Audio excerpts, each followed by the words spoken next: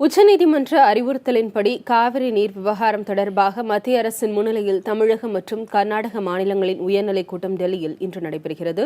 கூடுதல் விவரங்களை செய்தியாளர் ஹனிகுமாரிடம் கேட்கலாம். ஹனிகுமார், எத்தனை மணி அளவில் இந்த கூட்டம் நடைபெற இருக்கு? இந்த கூட்டத்தின் முக்கியத்துவம் என்ன?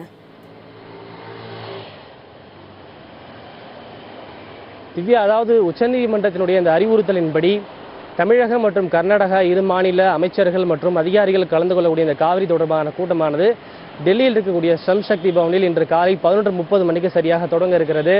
மத்திய நீர்வளத்துறை அமைச்சரும் இருக்கக்கூடிய உமா பாரதி அவர்களுடைய தலைமையில் தான் இந்த கூட்டமானது நடைபெற இருக்கிறது. இந்த கூட்டத்தில் தமிழக மற்றும் கர்நாடக அரசுகளின் சார்பாக மூத்த அதிகாரிகள் மற்றும் அமைச்சர்கள் கலந்து கொள்ள இருக்கிறார்கள். குறிப்பாக தமிழக அரசின் சார்பில் தமிழகத்தினுடைய தலைமைச் செயலாளர் ராம்மோகன் ராவ், அதேபோல நீர்வளத்துறை செயலாளராக இருக்கக்கூடிய எஸ்.கே. பிரபாகர், காவிரி தொழில்நுட்ப பிரிவு செயலாளராக அதிகாரியாக இருக்கக்கூடிய சுப்பிரமணியம் உள்ளிட்ட அதிகாரிகள் கலந்து கொள்ள இருக்கிறார்கள்.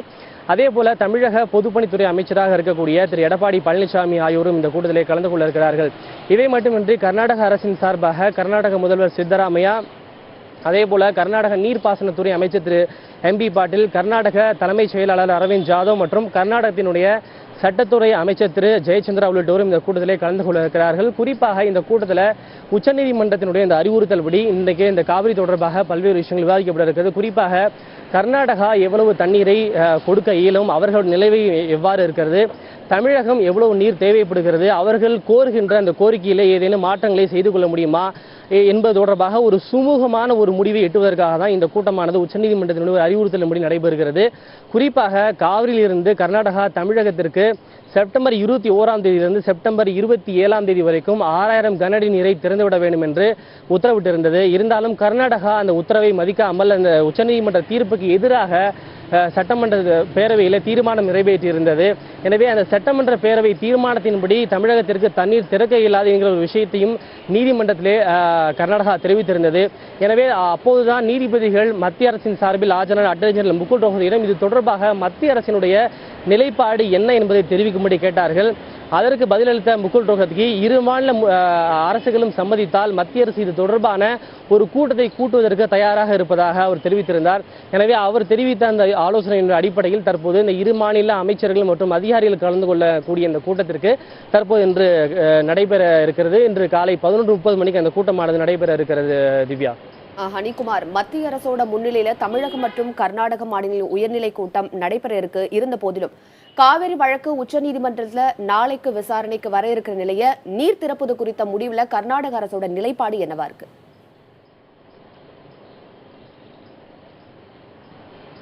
நிச்சயமா, அதாவது நேற்றுக்கு அனைத்து கட்சி கூட்டத்திலும் சரி, அமைச்சரவை கூட்டத்திலும் சரி, இன்றைக்கு மத்திய அரசின் சார்பில் இந்த கூட்டமானது நடைபெற இருக்கிறது. எனவே இந்த கூட்டத்திற்கு பிறகுதான் உச்சநீதிமன்ற தீர்ப்பை செயல்படுத்துவது பற்றி முடிவெடுக்கப்படும். அதுவரை தமிழகத்திற்கு கர்நாடகா தண்ணீர் திறந்து விடாது என்கிற ஒரு தீர்மானத்தை அந்த அமைச்சரவை கூட்டத்திலும் அனைத்து கட்சி கூட்டத்திலும் நிறைவேற்றியிருக்கிறார்கள்.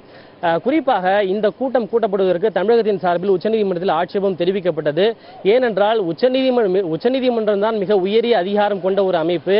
அந்த உச்சநீதிமன்றத்தினுடைய ஒரு தீர்ப்பை அமல்படுத்தாமல் உச்சநீதிமன்ற தீர்ப்புக்கு எதிராக அவமதிக்கின்ற வகையில் கர்நாடக சட்டசபையில் கர்நாடகா இதுபோன்ற ஒரு தீர்மானத்தை நிறைவேற்றி இருக்கிறது. அப்படி இருக்கின்ற போது உச்சநீதிமன்றத்தினுடைய தீர்ப்பையும் இந்த கூட்டத்திலும் கூட சுமூகமான முடிவு எப்படி எட்டப்படும் என்கிற ஒரு கேள்வியை தமிழகத்தின் சார்பில் ஆஜரான திரு சேகர் நாப்டே எழுப்பியிருந்தார். எனவே இதில் சுமூக முடிவு எட்டப்படும் என்று எங்களுக்கு தோன்றவில்லை என்கிற ஒரு கருத்தையும் தெரிவித்திருந்தார். இருந்தாலும் இதற்கு பதிலளித்த நீதிபதிகள் தமிழகம் 2 நாட்களுக்கு பொறுமை காக்கும்படி அவர் தெரிவித்திருந்தார்கள். நாம இதுக்கு முன்பு பார்த்தோம்னால், இதுக்கு முன்பு 1995ஆம் ஆண்டு இது மாதிரியான ஒரு பிரச்சனை ஏற்பட்ட போது அப்போதைய பிரதமர் நரசிம்மராவ் தலைமையில் இது போன்ற 2 மாநில முதல்வர்கள் கலந்து கொண்ட ஒரு கூட்டத்துக்கு அழைப்பு விடுக்கப்பட்டது. அப்போது தமிழகம் கர்நாடகா காவிரியிலிருந்து 30 டிஎம்சி தண்ணீரை திறந்துவிட வேண்டும் என்று கூறியிருந்தது. ஆனால் உச்சநீதிமன்றம் 11 டிஎம்சி தண்ணீரை திறந்து விட வேண்டும் என்று உத்தரவிட்டிருந்தது. ஆனால் அந்த உத்தரவை கர்நாடகா ஏற்கவில்லை. இரு மாநில முதல்வர்கள் கலந்து கொள்ளக்கூடிய அந்த கூட்டத்திலே கர்நாடகா தமிழகத்திற்கு 6 டிஎம்சி தண்ணீர் மட்டுமே தர முடியும் என்கிற பிடிவாதமாக வந்திருந்தது. எனவே அந்த ஒரு கூட்டத்தில் சுமூகமான முடிவு எட்டப்படவில்லை. எனவே தற்போது இந்த கூட்டத்திலும் எது போன்ற ஒரு முடிவு எட்டப்படும், சுமூகமான முடிவு எட்டப்படுமா என்கிற ஒரு விஷயம் கேள்விக்குறியாகவே இருக்கிறது. இதுவரை பியூரோக்ராட்ஸ், அதாவது அதிகாரிகள் மட்டத்தில் நடைபெற்ற அந்த பேச்சுவார்த்தை தற்போது இந்த அமைச்சர்கள் மட்டத்திலே, அரசு அதிகாரிகள் மட்டத்தில் தற்போது நடைபெறுகிறது. இதற்கு முன்பு கடந்த வாரம் காவிரி மேற்பார்வை குழு கூட்டமானது நடைபெற்றது. அந்த குழு கூட்டத்திற்கு எடுத்த முடிவின்படி தமிழகத்திற்கு கர்நாடகா 3000 கன அடி நீரை திறந்துவிட வேண்டும் என்று உத்தரவிட்டிருந்தது. ஆனால் அந்த முடிவை 2 மாநில அரசுகளுமே ஏற்கவில்லை. இதற்கு ஆட்சேபம் தெரிவித்து 2 மாநில அரசுகளுமே உச்சநீதிமன்றத்தில் ஒரு மனுவை தாக்கல் செய்திருந்தார்கள். எனவே தற்போது நடைபெறுகின்ற இந்த கூட்டத்தில் என்ன மாதிரியான முடிவுகள் எடுக்கப்படும் என்பது ஒரு கேள்விக்குறியான ஒரு விஷயமாக இருக்கிறது. எது எப்படி இருந்தாலும் நாளை உச்சநீதிமன்றத்தில் மீண்டும் இந்த வழக்கானது விசாரணைக்கு வர இருக்கிறது. அப்போது இது தொடர்பான ஏதேனும் முடிவுகள் எடுக்கப்படலாம். இந்த கூட்டத்தில் 2 மாநில அரசுகளும் என்ன மாதிரியான கோரிக்கையை வைக்கிறது என்பது தொடர்பாக முடிவுகள் எடுக்கப்படலாம் என தெரிகிறது.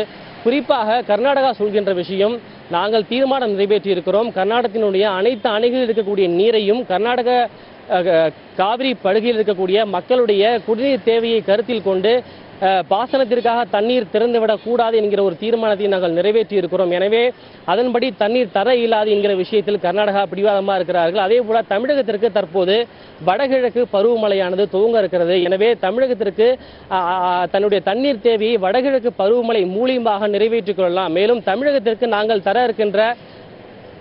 தர வேண்டிய நீரை நவம்பர் மாத இறுதிக்குள் நாங்கள் வழங்கிவிடுவோம் என்கிற ஒரு விஷயத்தை கர்நாடகா தொடர்ந்து வலியுறுத்தி வருகிறார்கள். ஆனால் தமிழகமானது நாங்கள் சம்பா சாகுபடி தற்போது தொடங்கி இருக்கிறோம், தற்போது தண்ணீர் தரப்படவில்லை என்றால் சம்பா சாகுபடி முற்றிலுமாக பாதிக்கப்படும், அழிந்துவிடும். சம்பா சாகுபடி எல்லா காலத்திலும் செய்ய முடியாது, ஒரு குறிப்பிட்ட காலத்தில் மட்டுமே சம்பா சாகுபடி செய்ய முடியும். ஏற்கனவே குறுவை சாகுபடியானது பாதிக்கப்பட்டிருக்கிறது. தற்போது கர்நாடகா தமிழகத்திற்கு தண்ணீர் தரவில்லை என்றால் சம்பா சாகுபடி முற்றிலுமாக அழிந்துவிடும், பல லட்சக்கணக்கான ஏக்கர் நிலங்கள் பாதிக்கப்படும் என்பதுதான் தமிழக அரசினுடைய ஒரு வாதமாக இருக்கிறது. நிச்சயமாக ஹனிகுமார், மத்திய அரசோட முன்னிலையில தமிழகம் மற்றும் கர்நாடக மாநிலங்களின் உயர்நிலை கூட்டம் இன்று டெல்லியில் நடைபெற இருக்கிறது. இதில் சுமூக தீர்வு எட்டப்படுமா என்பது குறித்து பொறுத்திருந்து பார்க்கலாம். உங்களுடைய தற்போதைய தகவல்களுக்கு நன்றி ஹனிகுமார்.